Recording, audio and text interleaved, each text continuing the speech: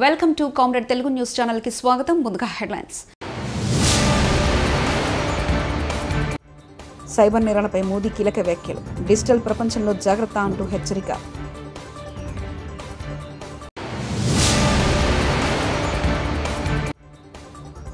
ఆ ఎమ్మెల్యేలను మాజీలను చేసే వరకు నిద్రపోం హరీష్ రావు.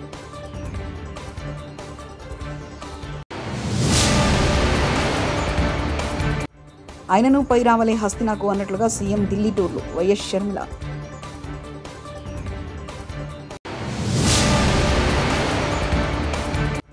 నెల్లూరులో ఘనంగా ప్రారంభమైన రొట్టెల పండుగ. దేశవ్యాప్తంగా రోజురోజుకి సైబర్ నేరాలు పెరిగిపోతున్నాయి.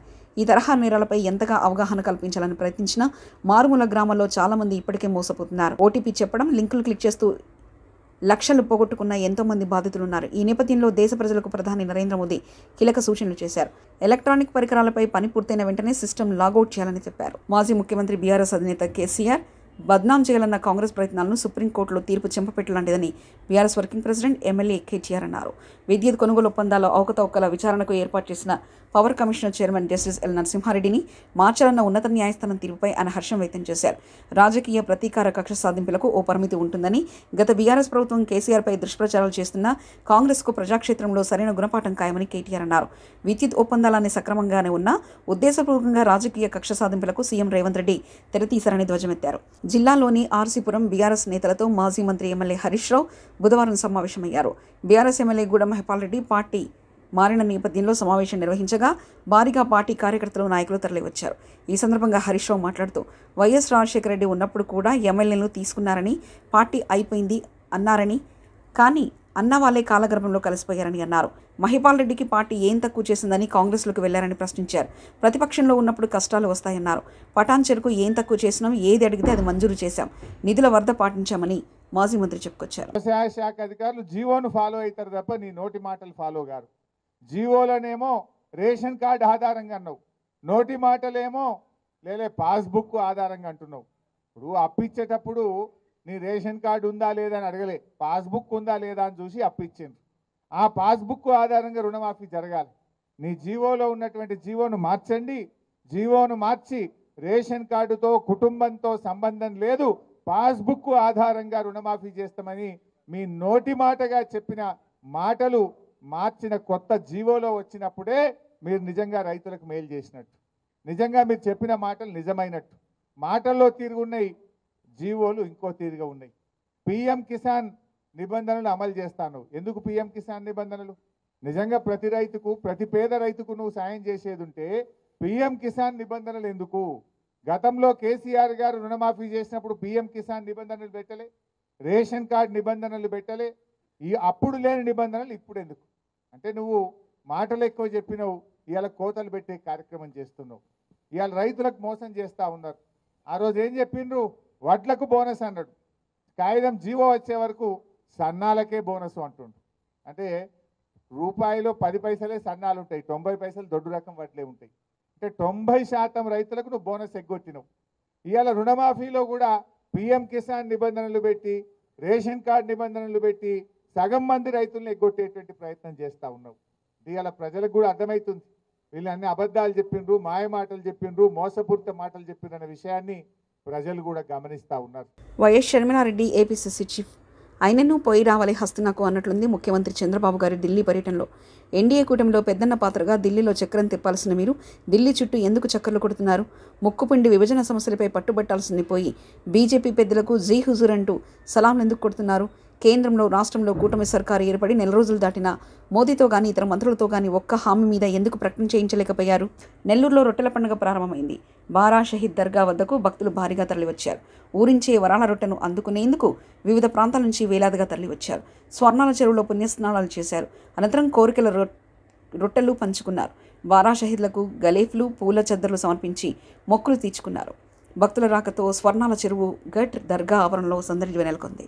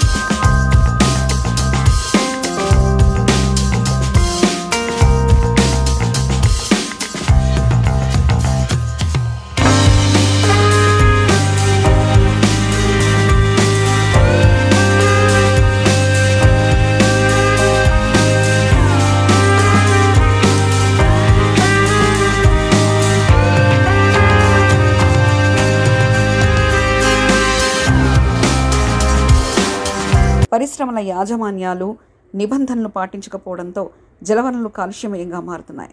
నిజామాబాద్ నగర శివార్లోని పరిశ్రమల నుంచి వెలువడే రసాయన వ్యర్థాలను నిర్వాహకులు పులాంగ్ వాగులోని వదులుతున్నారు. ఫలితంగా మంచినీరు కలుషితమై ఆకులకొండూరు గ్రామ శివార్లో ఉన్న చెక్ డ్యాం వద్దకు వచ్చి చేరుతుంది. నీటిని దిగువకు వదులుతున్న సమయంలో నురగా పేరుకుపోతుంది. అధికారులు స్పందించి కలుషిత జలాలు వాగులో కలవకుండా చర్యలు చేపట్టాలని నగరవాసులు కోరుకుంటున్నారు.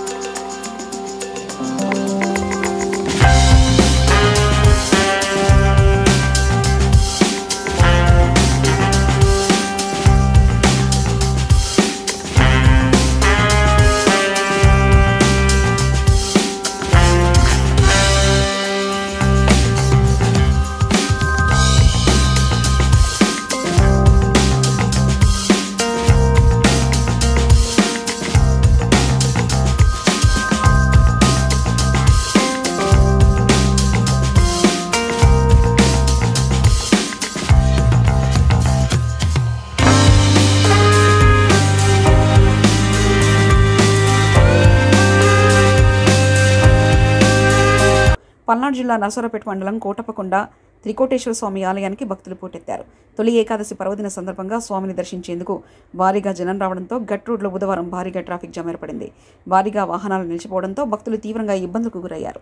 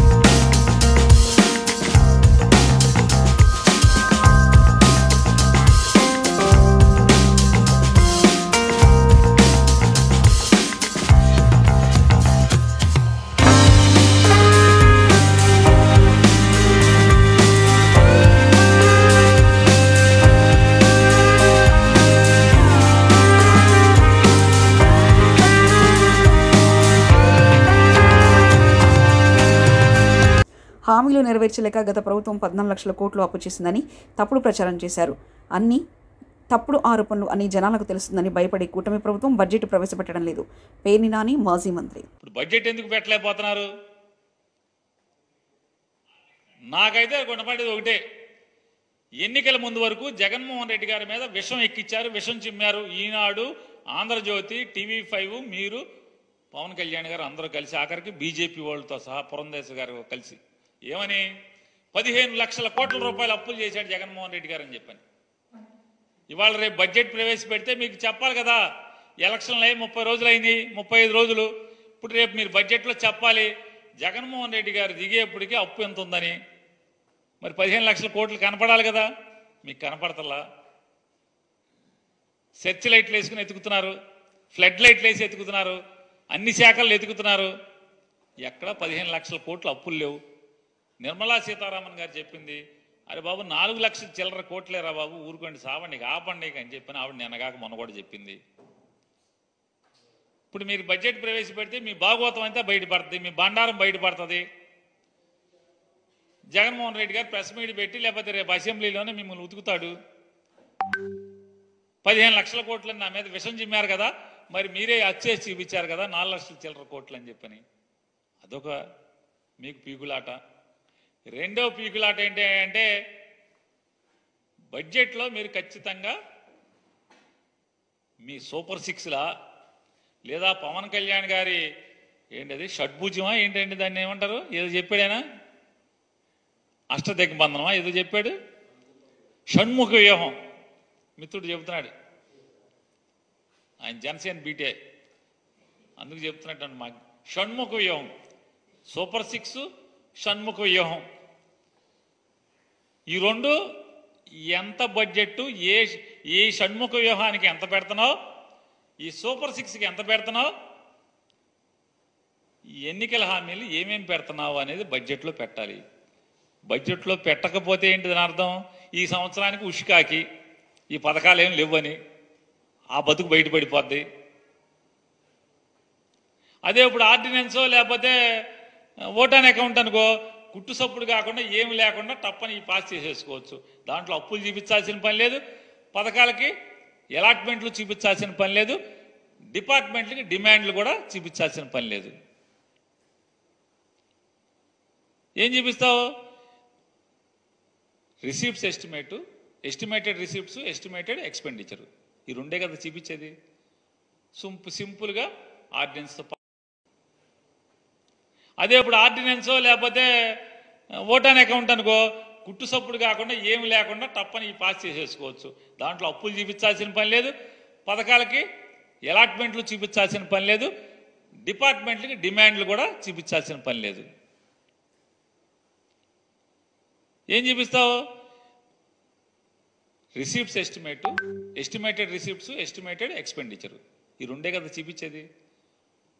సింపుల్గా ఆర్డినెన్స్తో పాస్ చేసుకుంటాం, చర్చ లేదు, అప్పులు కనపడవు. జగన్మోహన్ రెడ్డి గారి మీద విషం చిమ్మిన 15 లక్షల కోట్లు చూపించాల్సిన పని లేదు.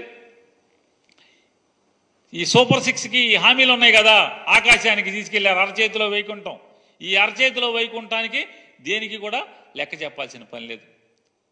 సో మామూలుగా బడ్జెట్ పెడితే ఖచ్చితంగా ఏ పథకానికి ఎంత ఎలకేట్ చేస్తున్నావు అనేది దాంట్లో చెప్పాలి.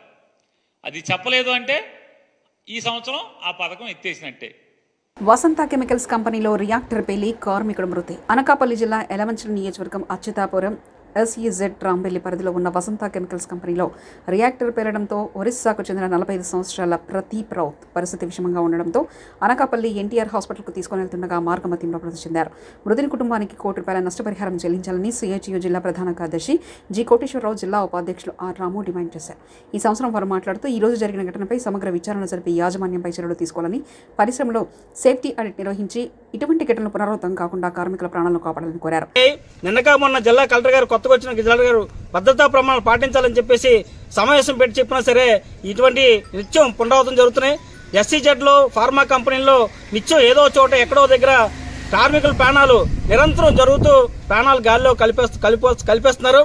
కాబట్టి ఇటువంటి పునరావృతం జరగకుండా ఏదైతే ఫార్మా కంపెనీ ఇతర పరిశ్రమల్లో ఫ్యాక్టరీ ఆఫ్ ఇన్స్పెక్టర్ తనిఖీలు, సేఫ్టీ ఆడిట్ అనేది నిర్వహించాలి ప్రతి 6 నెలలకి. అందులో వచ్చిన లోపాలని బయట పెట్టాలి. ఇటువంటి ఘటనలు జరిగాయి గతంలో సాహిత్య ఫార్మా కానీ లేదా ఇతర పరిశ్రమలో జరిగాయి. అటువంటి పరిశ్రమ జరిగినప్పుడు వాటిలో జరిగిన లోపాలని బయట తీసుకొచ్చి ఆ పరిశ్రమ ఏదైనా చర్యలు తీసుకుంటే ఇటువంటివి జరగకుండా ఉంటాయి. ఈరోజు కార్మికులకి సేఫ్టీ పరికరాలు, ఈరోజు రియాక్టర్ పేలి ఈ కార్మికుడు మృతి చెందాడంటే అక్కడ వీటిలో పనిచేసేటప్పుడు దానికి సంబంధించిన రక్షణ డాంగ్రీలు లాంటివి ఇవ్వాలి. కానీ రక్షణ పరికరాలు, సేఫ్టీ పరికరాలు ఇవ్వకుండా వాళ్ళ ఇష్టానుసారం వ్యవహరించడం వల్లే ఇటువంటి ప్రమాదాలు అనేది జరుగుతున్నాయి. సైబర్ నేరాలపై మోదీ కీలక వ్యాఖ్యలు. డిజిటల్ ప్రపంచంలో జాగ్రత్త అంటూ హెచ్చరిక.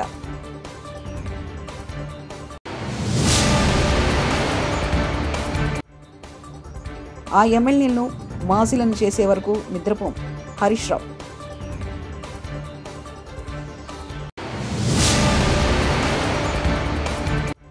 ఆయనను పై రావలే హస్తినాకు అన్నట్లుగా సీఎం ఢిల్లీ టూర్లు. వైఎస్ షర్మిల.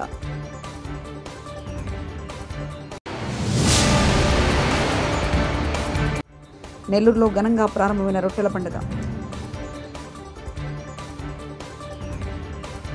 ఇవి బులెటిన్ విశేషాలు. చూస్తూనే ఉండండి కామ్రేడ్ తెలుగు న్యూస్ ఛానల్ ప్రతినిధి ఒంటేరు రమేష్ చంద్ర పరకాల.